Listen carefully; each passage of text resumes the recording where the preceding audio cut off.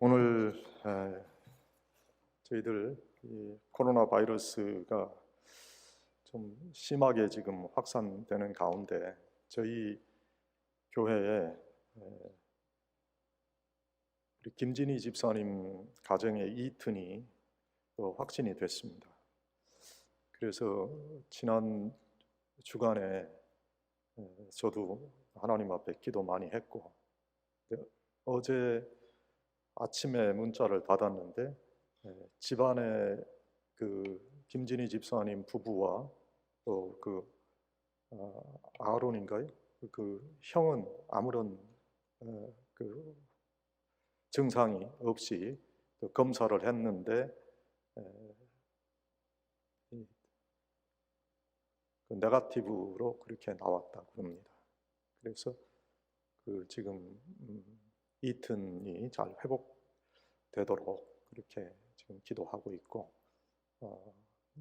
현재까지는 그 가정에 그렇게 큰 문제가 없는 것으로 알고 있습니다. 그런데 중요한 것은 우리가 참 조심해야 돼요.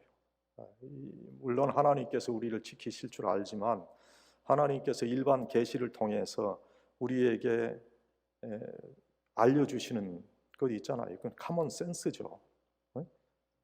거리를 띄어라, 마스크를 우리가 착용해라. 그거는 가장 기본적인 지켜야 될 그런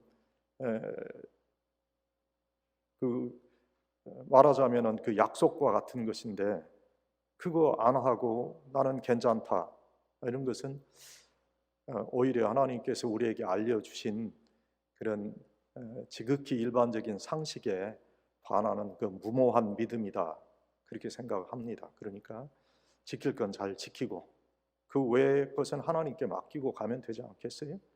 너무 위축되지 말고, 그러나 우리가 지켜야 될 것은 지키면서 조심해 가야 될 줄 압니다. 오늘 골로새서 1장 24절에서 29절까지의 말씀을 우리가 보면서 우리가 일꾼이 되어야 되겠다, 그런 생각을 합니다. 주님의 몸된 교회의 일꾼이 되어야 된단 말이에요. 주님의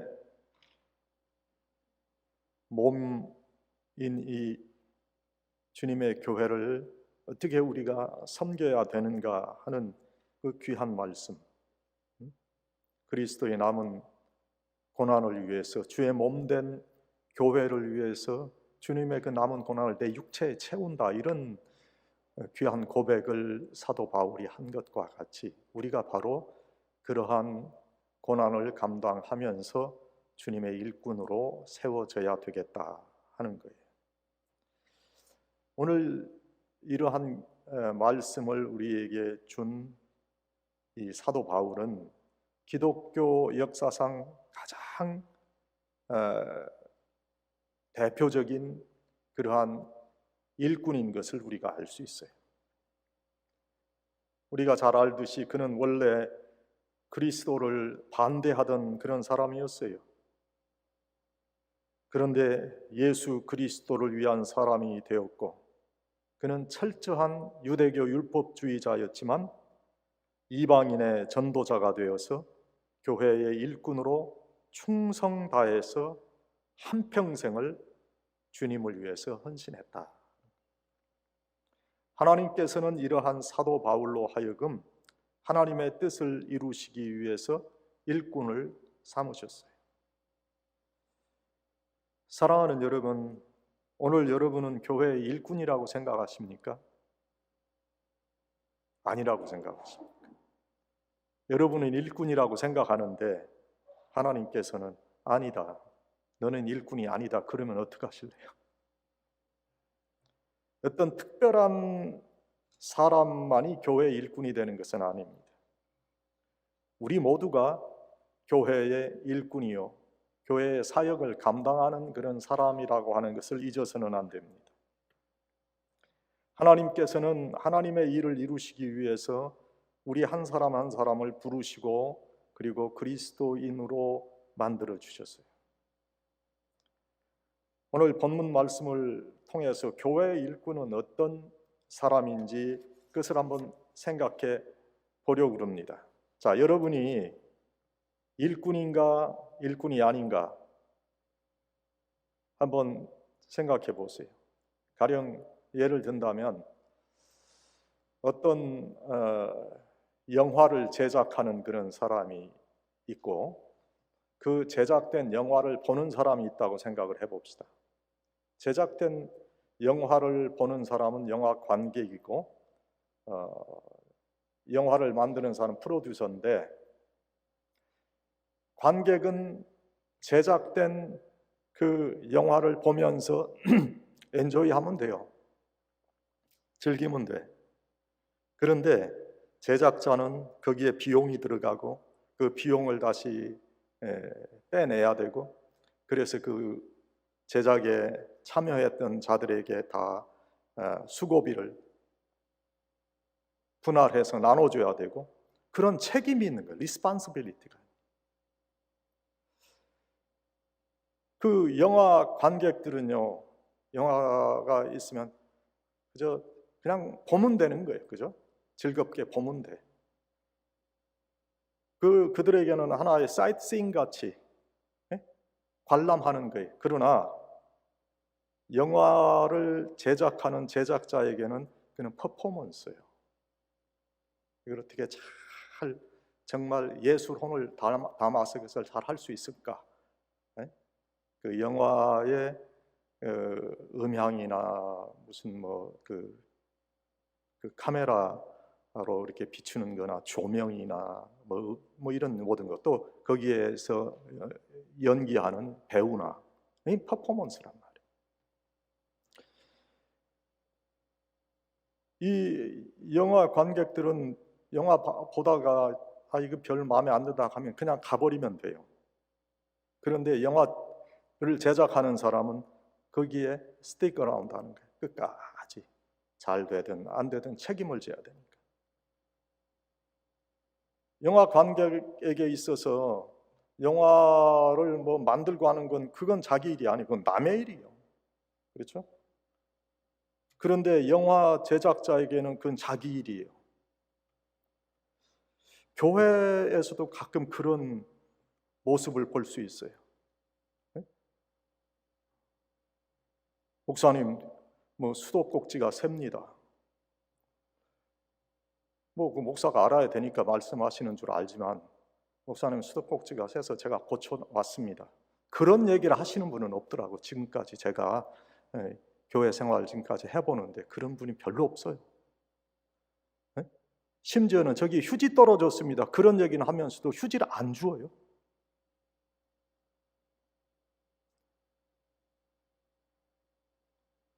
영화 제작자로 비교를 한다면 교회의 일꾼은 그 교회에서 뭔가 고쳐져야 될 일은 내가 할 일이야.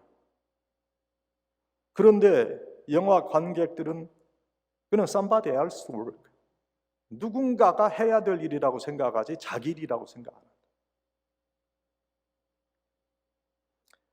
영화 관객은 영화를 보면서 잘못된 것을 지적합니다. 저건 저렇게 연기해서는 안 되는데 저럴 때 저런 음향이 나와서는 안 되는데 앵글이 잘못 잡아졌다. 그렇게 잘못된 것을 지적합니다. 그러나 영화를 만드는 사람은 직접 그런 걸 보면 자기가 다 고쳐야 돼요.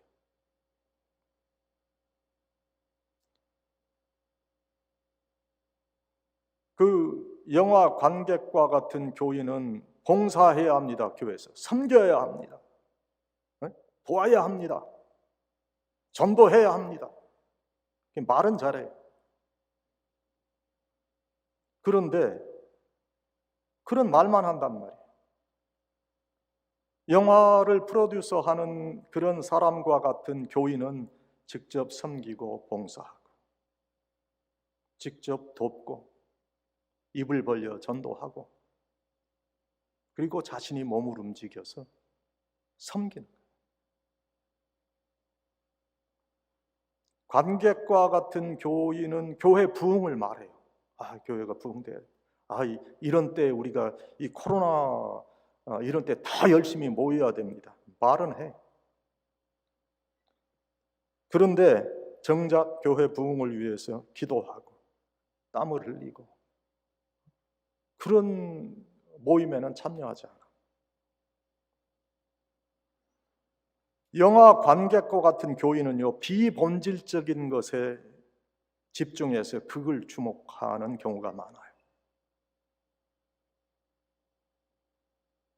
그런데 영화 제작자와 같은 교인은 본질적인 것에 집중하는 거예요. 복음을 위해서 우리가 어떻게 움직여 가야 되는가? 지금 이 코로나 이 시기에 우리가 어떻게 복음을 전해야 되고 어떻게 교회를 부흥시킬 수 있는가 하는 것을 고민하고 하나님께 기도하고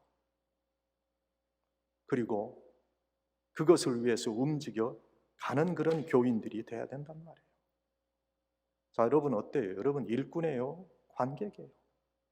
관객은 예배를 봅니다. 팔짱 끼고 목사님의 설교를 하나님의 말씀으로 듣는 게 아니라 그 목사 설교 잘하네? 그런 강연 정도로 그렇게 생각합니다. 그러나 정말 교회 일꾼은요, 하나님의 말씀으로 받아요. 비록 부족한 인간을 통해서 하나님께서 말씀하시지만 지금 하나님의 말씀이 내게 들리는구나. 간절한 마음으로 말씀을 들어요. 그래서 예배를 보는 게 아니라 예배를 드리는 거예요. 우리의 의식 속에서 절대로 이거 고쳐야 돼요, 여러분. 예배를 본다. 알게 모르게 우리의 의식 가운데 예배를 하나의 콘서트 같이 보는 것 같이 그렇게 느낀단 말이에요. 그렇게 돼서는 안 돼요. 특별히 우리 한국인에게 주어진 언어 감각을 우리가 잘 살펴본다면 얼마나 좋은 말인지 몰라요. 예배를 드린다 하는 거는 산 제사를 하나님께 드리는 거거든요. 그래야 일꾼이 되는 거예요. 오늘 우리가 이러한 하나님께서 원하시는 정말 일꾼으로서 교회를 섬기고 있는가? 예배를 드리고 있는가? 깊이 생각해 봐야 돼요. 예수님은 우리가 교회의 일꾼으로 섬김의 삶을 살기를 원하십니다. 사도 바울과 같이 때로는 교회를 섬기는 데 있어 괴로움이 있을지라도 기뻐하고 그리스도의 남은 고난을 자신의 육체의 체험으로 살아가는 자가 되기를 원하신다. 그런데 교회를 섬긴다고 하는 현대의 많은 교인들이 조그마한 고난이 있어도 그것을 참지 못합니다. 축복이 있음에 축복의 언저리에 모여들었던 예수님 당시의 군중과 다름이 없다는 거예요. 예수님이 오병이어의 기적을 베풀어 주셨어요. 5,000명이 먹고 12광주리가 남았어요. 7병이어의 기적을 베풀어 주셨어요. 4,000명이 먹고 7광주리가 남았어요. 자, 많은 사람들이 모여들었어요. 죽은 사람을 살리고 병자를 고치고 안진뱅이가 벌떡 일어나고 소경이 눈을 뜨고 얼마만한 그런 기적이 일어났어요. 그때 예수님 따르는 사람들이 많았어요. 그런데 예수님 십자가 달리실 때 다 도망갔어요. 수제자라고 하는 베드로, 주는 그리스도시요 살아계신 하나님의 아들이십니다. 그래서 예수님께서 나요나 시몬아 내가 복이 있도다. 네 믿음의 고백 위에 내가 교회를 세우겠다. 그렇게 축복하신 베드로도요 가야바 법정에서 멀찍이 예수님 따라 멀리서 보다가 예수님 부인하고 그리고 닭이 우니까 통곡했잖아요.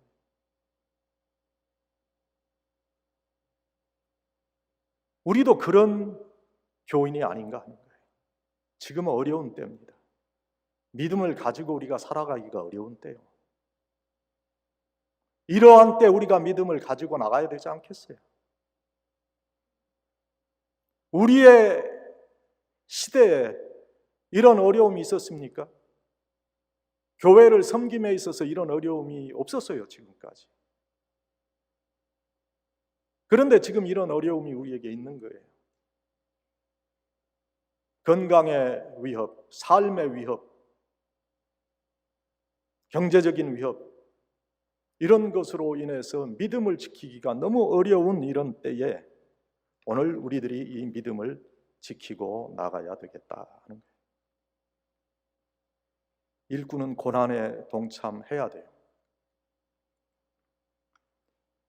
그리스도인이 된다고 하는 것은 십자가를 진다고 하는 거예요.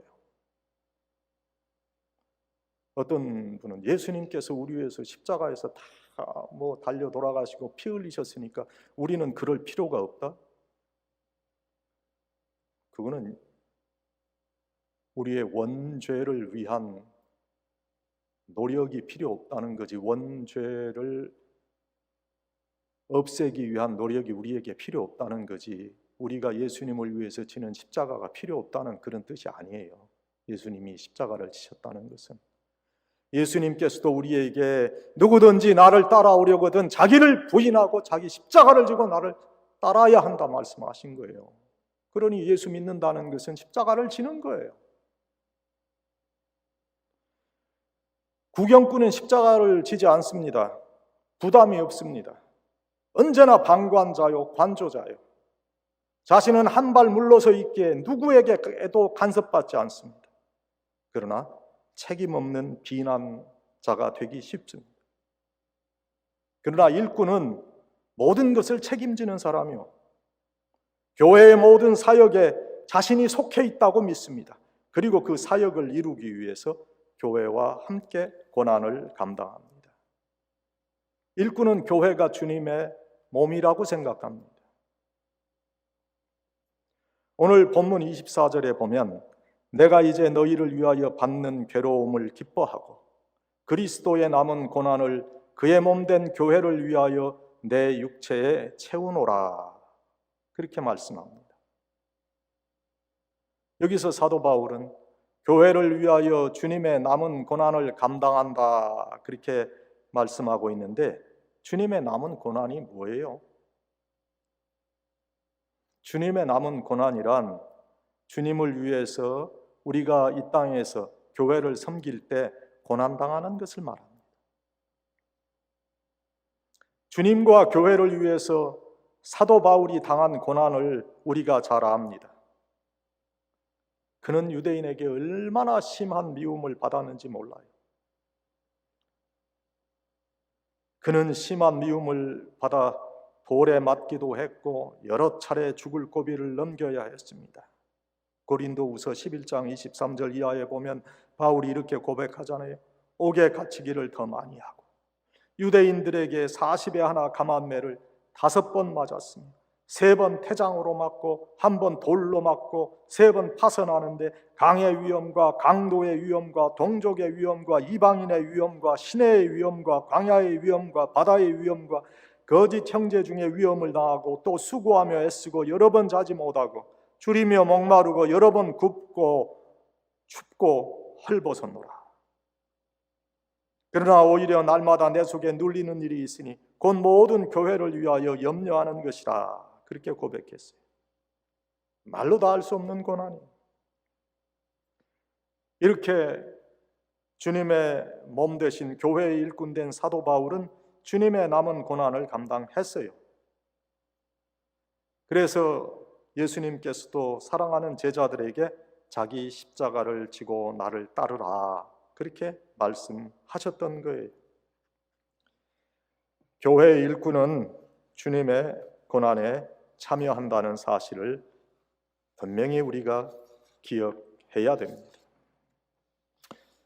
그러기에 힘들고 어렵고 난감하고 괴롭고 고통스러운 일들이 우리에게 있다 할지라도 주님을 위한 것이라면 잘 견딜 수 있어야 돼. 교회의 일꾼은 이러한 고난을 기꺼이 겪어가는 사람입니다. 여러분, 참으로 지기 어려워 그야말로 피눈물 나는 그런 고통스러운 짐이지만 교회의 일꾼이라면 잘 질 수 있어야 돼요. 왜? 그것이 주님의 남은 고난이 있기 때문에요. 말씀을 보면 예수님 십자가 지실 때 예수님의 십자가를 대신 진 구레네 시몬이라는 사람을 우리가 성경에서 만나볼 수 있는데, 이 사람은 그 예수님 십자가 지는 거 구경하다가 로마 군병에게 잡혀가지고 억지로 십자가를 진 사람이요. 잘못한 것도 없고, 그런데 건장하다는 이유 하나로 예수님의 십자가를 진 사람입니다. 어디다 뭐 자기 그 억울함을 하소연할 수도 없을 것이, 그러나 아마 제 생각에서는 상당히 불평하면서 아마 십자가를 지지 않았을까, 그렇게 생각을 하는데, 그가 비록 억지로 십자가를 그렇게 졌지만 후에 사도 바울의 서신을 보면 이 구레네 시몬의 가정은 믿음의 가정이 된 것을 알 수 있어요. 그의 아들인 알렉산더와 루포는 교회의 유능한 일꾼이 되었고, 또 하나님의 교회에 중요한 역할을 감당했다. 힘들지만 억지로라도 잘 감당할 때 후에 은혜가 넘치고 참으로 하나님의 귀한 축복을 받게 된다. 많은 주님의 일꾼들이 이 짐을 감당했어요. 기독교 역사를 보면 우리 한국에도요, 귀하신 목사님들이 많이 있어요. 이 일사각오로 주님을 섬겼던 주기철 목사님, 사랑의 원자탄이라고 불렀던 그 손양원 목사님, 이런 목사님들이 이 짐을 잘 감당했어요. 그리스도의 몸된 교회를 위해서 기쁜 마음으로 주님의 남은 고난을 받는 자랑스러운 그런 일꾼들이었어요. 그래서 하나님의 교회는 지금까지 하나님의 나라를 확장해 오고 있다 하는 거예요. 하나님께서는 그리스도의 남은 고난의 자리에 우리를 부르셨어요. 그것을 잊어서는 안 됩니다. 오늘 우리가 예수를 믿는 것은, 특별히 이 시대의 예수를 믿는 것은 그리스도의 남은 고난을 위해서 십자가를 지라 하시는 그런 주님의 뜻인 것으로 알고 주님의 고난에 잘 동참하는 그런 일꾼들이 되시기를 축원합니다. 그리고 일꾼은 복음을 전하는 사람이에요. 세상에 많은 일꾼들이 있습니다. 직장에도 직장을 위해서 일해요. 직장의 이윤을 가져다 주기 위해서 일하고, 군인은 나라를 지키기 위해서 일하고, 다 일이 있어요. 선생님들은 학생들을 가르치기 위해서 일하고, 많은 그런 일들을 하는데, 교회 일꾼된 우리들은 교회에서 맡겨주신 가장 중요한 사역인 복음을 전해야 된다. 오늘 우리에게 맡겨주신 일꾼의 그 일은 복음을 전하는 거예요.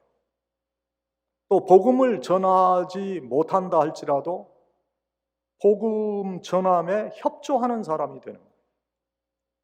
기도로 협조하고 물질을 드림으로 협조하고 그러는 거예요. 일꾼은 주인의식이 있지만은 구경꾼은 주인의식이 없어요. 오늘 예수님은 우리가 구경꾼이 아닌 일꾼으로서 하나님의 일을 감당하는 사람이 되기를 원하시는 거예요. 예수님 당시에도 구경꾼들이 많았어요. 그런데 그들도 예수 믿는 사람이라고 본인을 생각했을 거예요. 진정 예수님을 믿는 사람인가 아닌가 하는 것은 예수님이 십자가를 지실 때 판별이 났어요.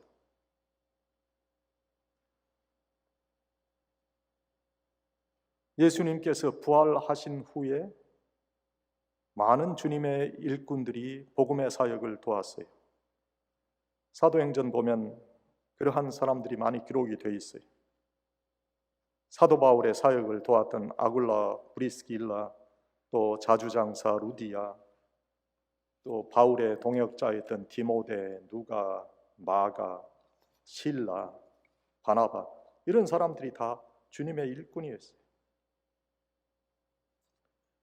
오늘 본문 27절에 보니까 그들로 하여금 이 비밀의 영광이 이방인 가운데 어떻게 풍성한 것을 알게 하려 하심이라, 그렇게 말씀하고 있어요. 그리고 그 비밀은 그리스도라 우리에게 말씀해 주세요. 교회의 일꾼은 복음을 전해서 많은 열매를 맺어야 돼요. 사도 바울은 자신과 동역자들에 대해서 하나님의 비밀을 맡은 자, 그렇게 말하고 있는데, 교회의 일꾼은 하나님의 비밀을 맡은 자로서 이 비밀을 전하는 사명을 가지고 있다 하는 거예요. 간단히 말해서 예수 믿고 영생 얻어라 하는 거예요. 예수 믿고 구원 얻어라 하는 거예요. 디모데 후서 4장 2절에 너는 말씀을 전파하라. 때를 얻든지 못 얻든지 항상 힘쓰라. 사도 바울이 믿음의 아들 디모데에게 당부하고 있잖아요. 사도 바울은 살든지 죽든지 오직 복음 전하는 일에 자신의 모든 인생을 바쳤어요. 미쳤다는 소리를 들으면서까지 열심으로 복음을 전했어요.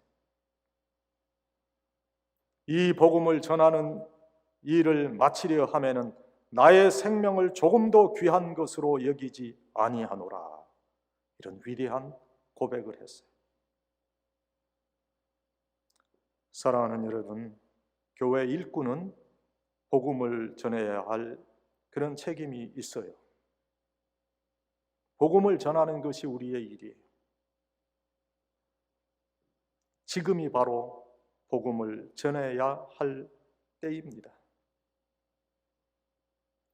저는 이러한 자연재해나 또 이 코로나 바이러스가 없어지지 않고 계속 전 세계적인 문제로 이렇게 남아있는 것을 보면서 이때가 정말 마지막 때이다 하는 것을 계속 느끼고 있어요. 이때 복음을 전해야 됩니다. 주님께서는 우리로 마지막 추수 때의 추수꾼이 되기를 원하십니다. 기독교 역사상 초대교회도 큰 일을 감당했습니다. 그런데 마지막 시대에 우리도 큰 일을 감당할 수 있는 주님의 일꾼들입니다. 여러분, 때를 얻든지 못 얻든지 복음 전하는 일에 힘쓰는 그런 일꾼이 되어야 돼요. 이것이 바로 우리의 일이기 때문에, 복음 전하는 일이 바로 우리의 일이기 때문에 복음을 전하는 일꾼들이 되시기를 축원합니다. 세 번째, 성령의 역사를 따라 수고하는 자. 그 일꾼은 성령의 역사를 따라 수고하는 자예요. 본문 29절에 보면 나도 내 속에서 능력으로 역사하시는 이의 역사를 따라 힘을 다하여 수고하노라, 그렇게 말씀합니다. 즉 사도 바울은 성령의 역사를 따라 힘쓰는 일꾼이었어요. 자기 힘이나 자기 지식이나 자기 수완이나 그것으로 일하는 자가 아니라 성령의 능력을 힘입어 일하는 일꾼이었다 하는 거예요. 내게 능력 주시는 자 안에서 내가 모든 것을 할 수 있느니라. 그래서 그는 고백을 해요. 교회 일꾼 제대로 되려면 무엇보다도 성령 충만함이 있어야 돼요. 전도할 때 성령 충만해야 입이 떨어져요. 교회 봉사도 성령 충만히 받아야 말 없이 이름 없이 섬길 수 있어요. 교회 헌금하는 것도 마찬가지, 주일 성수하는 것도 마찬가지, 헌신도 충성도 성령 충만함이 있어야 돼요. 교회에 일꾼된 자들이 구해야 할 가장 기본적인 것은 성령 충만함을 받는 거예요. 교회 일꾼은 성령의 역사를 따라서 수고하는 자입니다. 자기의 능력으로 수고하는 것이 아니라 성령의 능력으로 일하는 사람이다. 성령이 역사하시면 능치 못할 일이 없어요. 성령 하나님께서 우리와 함께 하시면 우리의 육신의 일뿐만 아니라 영의 일도 다 해결돼요. 마가의 다락방에 모인 120명의 문도는 성령 받기 위해서 한 마음으로 기도했어요. 오순절에 성령의 능력을 받았어요. 성령의 역사를 따라 그들이 수고할 때 놀라운 능력이 나타나고 세계를 변화시키는 큰 일꾼들이 될 수 있었어요. 주님을 부인했던 비겁하고 나약했던 베드로는 성령 충만함을 받고 담대하게 용감한 일꾼이 되어 엄청난 일을 감당했어요. 예수 믿는 사람들을 핍박했던 핍박자 사울이 사도 바울이 된 것도 역시 성령의 역사하심 때문이었어요. 교회의 일꾼은 성령의 능력을 힘입고 성령 하나님께서 역사하심을 따라 충성을 다해야 돼요. 오늘 믿는다고 하면서도 사사로운 욕심에 사로잡혀서 주님의 영광을 가로막는 그런 우리들이 아닌가. 문제의 근원적 해결자이시고 전능하신 하나님이신 성령 하나님의 능력을 잊어서는 안 됩니다. 성령님의 은사는 거룩하신 하나님의 능력이요, 하나님께서 우리에게 주신 최대 최상의 선물이에요. 하나님께서는 오늘 일꾼을 찾고 계세요. 그저 왔다 갔다 하는 교인이나 재직이 아닌 참된 교회의 일꾼을 우리 주님께서는 애타게 찾고 계십니다. 교회의 일꾼을 통해서 하나님은 하나님의 뜻을 이루어 가십니다. 사랑하는 여러분, 교회의 일꾼은요, 유식한 자가 아닙니다. 돈 많은 자도 아닙니다. 권력 가진 자도 아닙니다. 경험 많은 자도 아닙니다. 재주가 있는 사람도 아니에요. 영어 잘하는 사람도 아니에요. 교회의 일꾼은 교회를 위해서 고난에 동참하는 자입니다. 교회의 일꾼은 복음을 전하는 자입니다. 교회의 일꾼은 성령 충만함을 힘입고 수고하는 자. 사랑하는 여러분, 이런 교회의 일꾼이 되시기를 바랍니다. 이 시대에 하나님은 나를 부르십니다. 오늘 여러분을 하나님께서는 부르시고 이 마지막 시대에 주의 일꾼이 되기를 원하십니다. 주님의 일꾼으로 세워주시는 한 분 한 분 되시기를 간절히 축원합니다.